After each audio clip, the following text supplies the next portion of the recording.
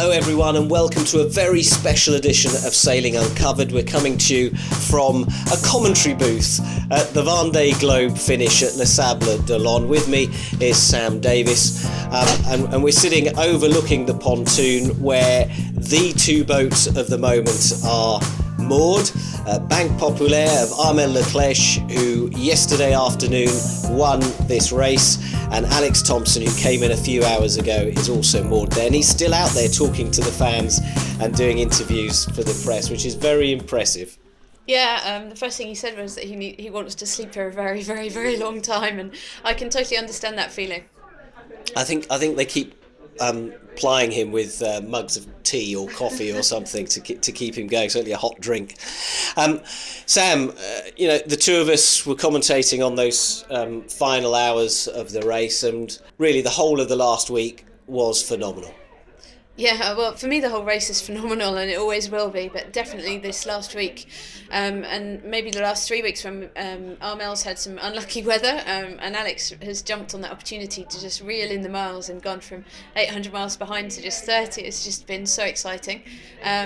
Exciting for the lead of the race to see like a race within the race, and after just imagining these boats that have just lapped the planet and they're now match racing back up the North Atlantic. It was really exciting and just unbearable to imagine the pressure that Alex was putting on Armel, and totally understandable to see Armel bursting into tears when he crossed the finish line of relief to have made it without letting Alex past.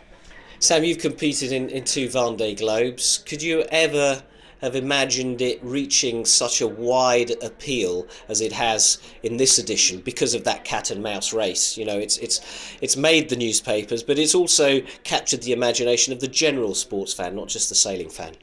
Yes, I think I'm biased because I live in France now, and so the Vendee Globe has been and always will be a massive race, and it's a sport that's amongst the others and gets almost equal coverage on the front newspapers.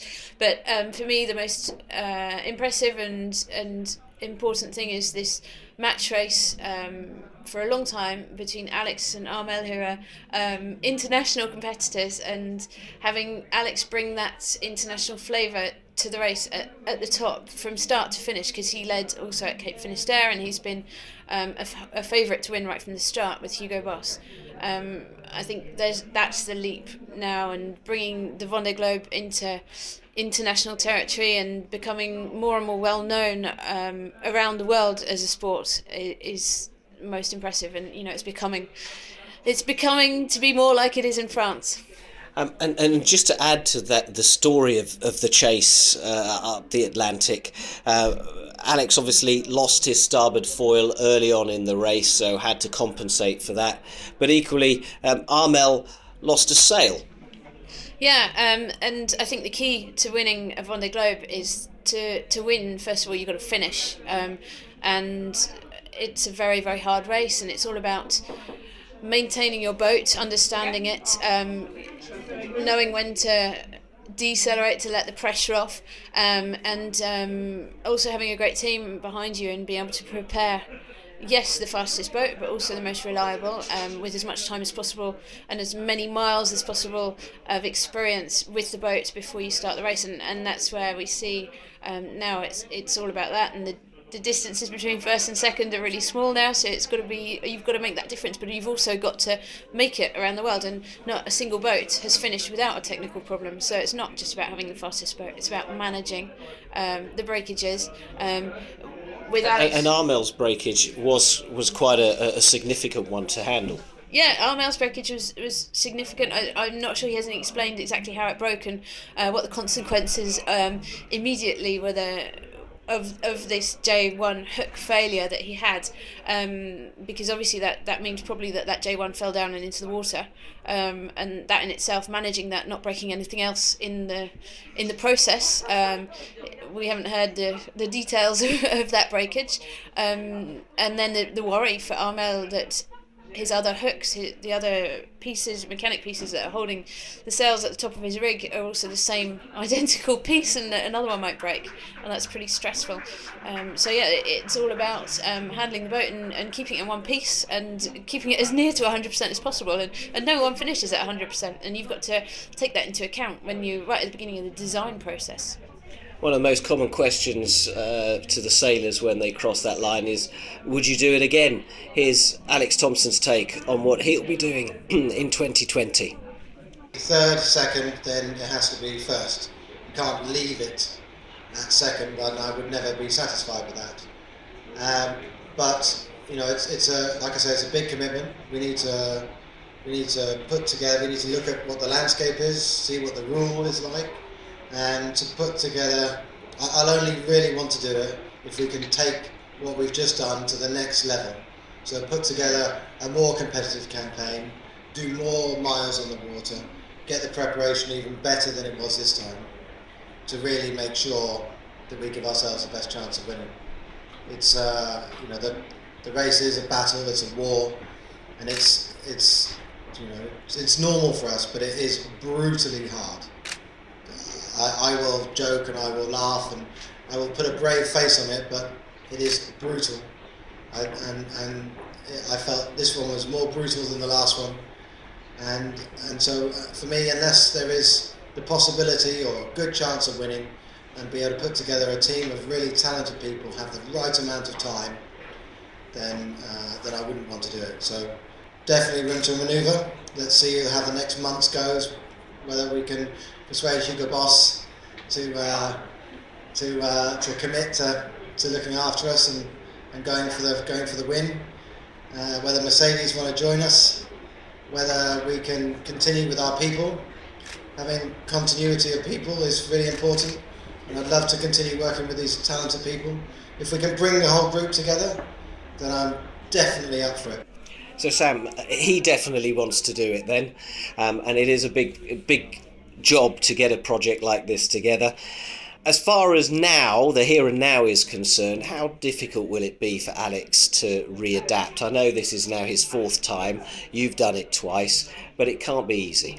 No, it's not easy. After Vendee Globe, you've been working towards this for 4 years. In Alex's case, he's been doing them one after the other, but it's a 4-year process, a bit like an Olympic campaign. And everything he's been doing, and probably his whole family have been with that thought about the Vendee Globe, and everything is culminating in the Vendee Globe and focused on that. And coming back, and that's all over. And having spent 2.5 months on his own on his boat with just one objective, to win the race.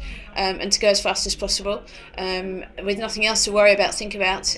Obviously, he's desperate to get back and spend some time with his family and rest. But it's a brutal change, which happens over a matter of seconds, when everyone jumps on your boats, and then all the media jump at you and all want a piece of you, and that's gonna be Alex's life for the next few weeks. And it's hard. Just even small things like having to open the mail, pay the bills, empty the bins, and I'm sure Alex's wife is going to be only too happy, and his kids, and they're all going to jump at him, and it's going to be his turn to do all that at home too. So there's not really much rest when you get back, and just adapting, talking to other people, thinking about other people, because it's a selfish lifestyle out there. It has to be. If you want to win, you have to be selfish, but then you've obviously got to switch out of that and consider other people when you get back. But it's a nice way, and there'll be lots of celebrations when he's back home. He's a great showman, though. He came and gave a press conference soon after crossing that finish line, and he had everyone, there must be 300 people here, eating out of the palm of his hand, listening to every single word, and the French press especially. Yeah, Alex did an amazing press conference, he played to the crowds. I'm not sure how much he's probably been thinking about what he's going to say, and he, as you said, he's done this race before, and he's done that press conference before, and he knows what people want him to answer. Would you all like me to do it again?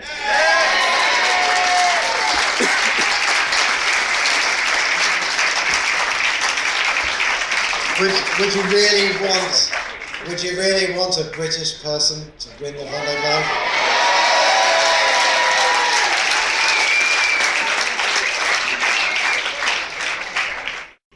So Thomson wants to be back. Armel Leclerc has said enough is enough. He's won his race. He's done 3. But whoever takes part next time, I think there's no doubt the sailors will want to be on foils. Yes, I think that's quite clear now with the top 4. Sometimes we're going to wait and see how Jean-Pierre Dick comes in eventually, but that question has been answered clearly and also been answered by the sailors themselves when they have been giving feedback after the finish that clearly the foils are faster and it makes the boats more fun to sail, not necessarily less comfortable. And I think in some respects it's better on the foils, and so that's the way to go. And there's obviously optimization and changes in the design that can be done with all this feedback from these first foiling boats, and that's really exciting to think about and see what's going to happen. But I think with Alec's experience, you've always got to, for a Vendee Globe, design your boat with the knowing that maybe you will lose one. And Alec has done an amazing proof that it's possible to still perform without a foil. And I think the designs won't go too radical either, taking that into consideration. Well, by finishing second, Alex Thomson equalled the best placed position for Britain in the race. The only other person to achieve that was Ellen MacArthur, who I know has watched in awe as these foiling boats have broken race record after race record. Let's hear from her now. This winter has been an amazing winter for round the world sailing non-stop, full stop really. So it's been pretty impressive to watch. We've had kind of highs and lows, and as you get in every race, you get the lucky and the unlucky. You get some things you could maybe have prevented and other things that you can't. I think we see that every time, but it's been phenomenal from a speed perspective for sure. Is it possible to predict where it's all going to go? Obviously, you sailed, foiling cats, but or multi-hulls, but these monohulls and as you've touched on already, the winter season in the Southern Ocean was silly season really. The speeds that were achieved. Where do you think it's going to go? I don't think anyone really knows where it's going to go. I mean, when we designed Kingfisher, one of the design consortiums was proposing foils coming out the side of the boat, and we just felt it was too early. We didn't go with that option. And maybe we're right, maybe we're wrong. It's hard to tell. But I mean, these things have been discussed for years, so it's not entirely new. And then it went through the almost 60 fleet. You had the foiling multi-hulls, and then the bigger boats went foiling as well. So we do see trends come and kind of move through the fleet, and some stay and some don't. But it's hard to predict where things are going to go in the long term. I mean, the boats are getting lighter, the boats are getting faster, and it's hard to know what the limit is really. Right, let's get the opinions of Mike Golding, who joins us now, and nobody would know better about the Vendee and how well Alex Thomson has done than Mike. You rescued him on one particular Vendee. You've done it 4 times. You completed it 3 times. So, nobody knows that race better than you. Sum up Alex's performance. He's had an absolutely amazing race. I've been gripped to it right from the beginning. It's the first time for 15 odd years that I've not actually been on the Vendee. So for me, it's been fantastic following the race, and great to have Alex there as a British contender. But no, he's had a great race in so many respects. I mean, right, in terms of his competitive performance has been exemplary, considering he broke his foil probably a third of the way into the race, and then that battle with Armel just kind of continued all the way to the finish. So absolutely astonishing race from that perspective. But also I think he's had a stunning race from the point of view of communicating the event, because the output from the boat, and specifically from Alex, has always been so positive and upbeat. He's been answering questions from Facebook users, and being able to do things that I've not really seen any other sailor do in the past. And partly it's because of having spoken to him on board. He's saying that he's using an iPhone app and able to effectively do a live selfie, and just click a couple of buttons and it's sent through the fleet broadband system. So consequently, rather than the old days where you used to have to get cameras and bolt them on with clamps and make sure everything was working, get your microphone out, make sure the batteries are charged, by the time you got around to actually filming yourself, you were in a pretty grumpy mood because you wanted to eat or trim some sails or go to sleep. So I don't think we've ever seen that style before, where he literally can wait till he's in the right space in his head and say, I'm going to actually do a piece now, and get effectively what must be a phone out and do a selfie, which it has transformed it, and it's given it a fresh. I think it's given a lot of people a fresh insight into the race, without necessarily detracting from the image of the fact that the race is an extreme event. It's tough, and that he's in a tough place quite a lot of the time. Yeah, I think he certainly won the media race. Anyway, you mentioned that broken foil. What did you make of the boats that raced the Vendee, the foiling ones in particular? Well, I wasn't a fan of the introduction of the foils because I see the potential problems, because I always think, well, foiling is clearly a new thing that is going to spread across the world of sailing. I didn't expect it to appear on a single-handed, non-stop, without assistance race on some of the most powerful 60-foot yachts you can have. It's not the place you'd test bed it. You'd start sort of smaller. So when it happened, I didn't know it was the right direction, but clearly it's played a major part in making the race, bringing the race to the public, because people are genuinely interested in the technical evolution. But obviously the teams that had foils were the teams that were best funded, and by almost default it means it's the best sailors and the best group of people, so they're always going to be the front running group. The oddity for me is that while we know the foilers are extremely fast, and they certainly showed that, demonstrated it, all of them demonstrated it in the Atlantic coming south when weather conditions were absolutely ideal, we saw very high average speeds such as we've never seen in any previous IMOCA 60s, and not just by an increment, but like 3 or 4 knots faster, so massive speed gain. What we can't see quite so clearly is what the losses are when those foils are not being used. If you look at Alec's situation, he sails down the Atlantic and breaks a foil 1/3 of the way into the race, and then I wrote a Facebook piece at that moment saying, I'm so sorry for Alex. It must be so gutted. Him and his team have done such a great job. I thought it was all over for him. How wrong was I? Because what a performance by Alex. But what does that tell you about foils? The fact that he is sailing 2/3 of the race without the foil, but he still, does so well in the race. It's just extraordinary. And I think what it tells you is that the foil is not the panacea that it might appear to be. When it's fast, absolutely, it's very, very fast. But when it's slow, it's just seeping away from your performance. And the oddity is, how did Alex do so well? Well, quite often I noticed that when he was on his supposedly broken side, he actually was going better in the south. And that's because he's not worrying about it. He's just driving the boat. He knows he's got no foil to break, so he's got nothing. He can just push on. Armel will have had his foil retracted, but the foil's still there. It's dragging through the water and still and potentially slowing him down. And even when he was using the foil, he'd be reticent. He'd be saying, "Oh, I mustn't break my foil. Maybe I back off, take a sail down." So I think what was interesting was in the south, I think the foils weren't really working because the waves are too big. In the Atlantic, they clearly work. Coming south, going north, I thought when they got to the Cape Horn, I thought he might get across the Southern Ocean okay, but I thought when they got to Cape Horn, Armel would just disappear over the horizon, and it just didn't happen. So I'm a little bit confused by that, and really you need to analyse. I guess Alex will know better. You need to analyse that data and figure out exactly what went on there, because I really thought he'd be gone out the back door. So still a bit of a mystery, the foils. Will they be back? How do they have to develop them to improve them and so on? Yeah. Do you watch those videos that Alec sent back during the race and think, I do quite fancy doing another one of those races? Yes, it's hard not to. I mean, I'm tremendously jealous of watching Alex perform so well. It's hard not to be jealous as well as admiring, of course.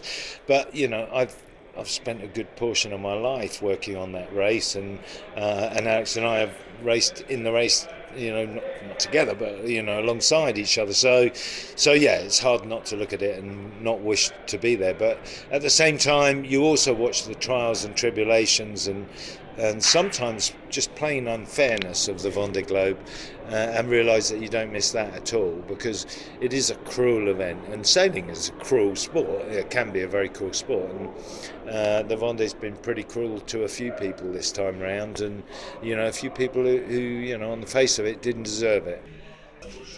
So we've heard from two of the greats of the Vendee Globe, Ellen MacArthur and Mike Golding. Francois Gabart, the previous winner, has also been on the pontoon to meet every one of the two finishers so far, which was great to see. And he had nothing but proud words for the race and for both Armel and Alex Thomson. So Francois, former champion now of the Vendee Globe, how? Just sum up Armel's performance. I think he was one of the favorites on the starting line. He said before to go that he was here to win and only to win, and the type of pressure he just put on his shoulder was not easy to hold, especially on a race like the Vendee Globe where there's so many things you don't control. But the job he did is just perfect, because it was not easy, but he managed to keep this pressure, to keep this high objective very well. And I don't know how many error he did, but not so much. I think it was like a clean race, nothing special, but no bad things. You were here on the pontoon to welcome back Armel and to welcome back second place Alex Thomson. Do you feel a certain nostalgia being here and seeing it? Is there any part of you that wishes you were there too? No, because I'm lucky to sail on a new boat now on the Streamer Massif, and it's just an incredible boat. And I'm happy to be here. I'm happy to welcome them. I was happy to follow the race during all winter, because it was nice to look at. They were going crazy fast. The competition between Alex and Armel was nice, with suspense. So I was happy to be unsure, to look at it, because if I was sailing, I wouldn't have been able to look at this. And I think they did a great race, and Armel did a wonderful race, of course, but Alex was beautiful what he did, and I love the way he's sailing. I love his boat, and of course Armel is nice winner, and it's also thanks to Alex. The same as I was 4 years ago, my race was incredible because of Armel, that just pushed me all the time. He pushed me to be better. And I think Armel also, even if it was crazy hard for him in the last days, I think his race is wonderful thanks to Alex. And finally, any predictions technically on how the Vendee Globe might go in 4 years' time? What sort of crazy boats might be out there? I have no idea. We didn't know before the start how will react the foes. We clearly know that this is good. This is not maybe going. It's not maybe perfect all the time, but in some condition it's going very fast. And I think we're just on the start in this process, and I'm quite sure that it will be. It will be. Thought will be on board in the next years. I have no doubt about it. And I hope we'll just go faster and faster. And I don't know where to go. I'm just focused on multi-hulls right now, and. Because I was unsure also this winter, what I saw with Sodebo, with IDEC is also incredible, and they're going crazy fast. Thomas did less than 50 days to sail around the world. Francis is coming, I don't know if he's do 41 days, but this is really, really fast. And what's happening in the world, in the sailing world now, with the Vendee Globe, with multi-hulls, is nice, and I'm just in the middle of all of this, and I'm really happy because we have, I think, a lot of things to create. It's maybe a new way of sailing, and I think sailing is an evolution sport, technically, and I think we're in the middle of something that's is quite a big change in the sailing world. And impossible to predict. Now we and this is fully. I have ideas, of course, but I cannot say my ideas because I'm still competing. No, we don't know, and this is nice because if we know exactly what will happen, it would be boring. If you know before the race who will win, if you know exactly the best boats, no, and of course, and there is some ideas that maybe are not so expensive and just make a boat way faster, and it's good that we all have open mind to think about all of this, try things, maybe did something wrong sometimes, but you cannot create things without doing some errors, and at the end you just look at nice and beautiful boats, and but it's always surprise. I just want to know about the trophy, and then I'll let you go. Where have you kept the trophy for the last 12 months?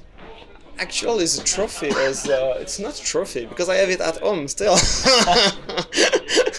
I have maybe to check when I'm back home if it's still here, but it's home. I just. So you get a copy then, because I think the original. I hope that's the original on the desk in front of Armel. That's not true. That's not true. And I think Michel in the past has also two at homes are. Francois, thank you very much.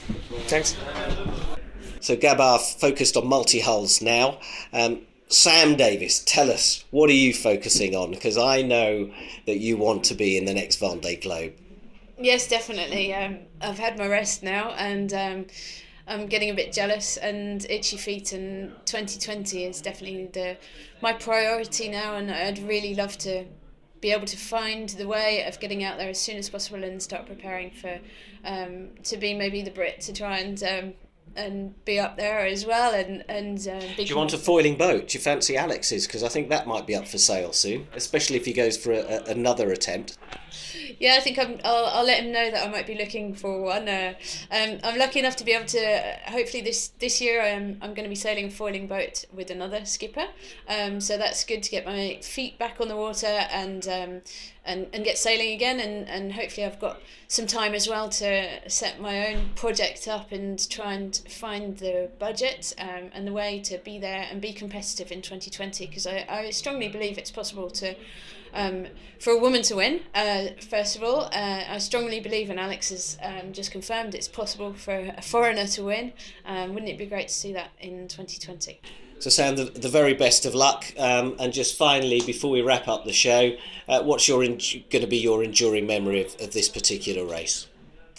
I think personally for me, despite these amazing performances, and Armel, one of my friends from home in France, winning, personally, for me, it's a family affair this year, and my partner Romain is doing his first lap around the planet and completing his childhood dream, and I am his shore team and his wag and everything else, and living it from the other side for once, and it's opened my eyes to what happens on shore when we're out there as well, and yeah, so proud of him, and well, he's not there yet, so I've still got another month of nervously looking at my telephone every all hours of the 24 hours a day, and living his race with him, and that's a great thing to do as well. Yeah. Roman Atanasio, as we speak, approaching Cape Horn, we wish him the very best of luck. We wish you the best of luck on what remains of this race as the WAG and as the shore crew, and the best of luck for 2020 as well.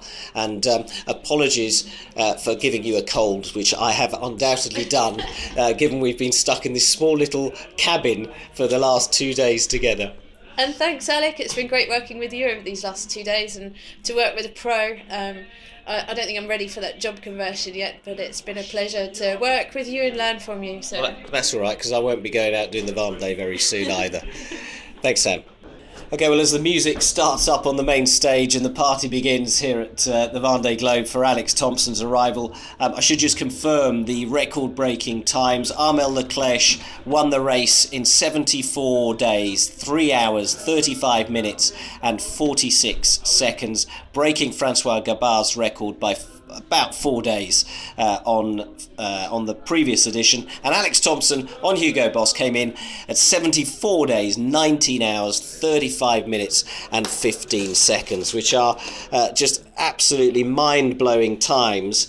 And when you think that they have shaved off more than a month off the original time of the first race that finished in 1990 in just over 109 days. So it's been a tremendous race. It's been an extraordinary finish between Leclerc and Thomson, but the race continues, and our thoughts are with the rest of the fleet, of course, and commiserations to the 11 skippers that have had to abandon the races so far. 5 because of collisions, 4 because of mast breaks, one's had some rudder damage, and one damaged the hydraulic ram used for canting the keel.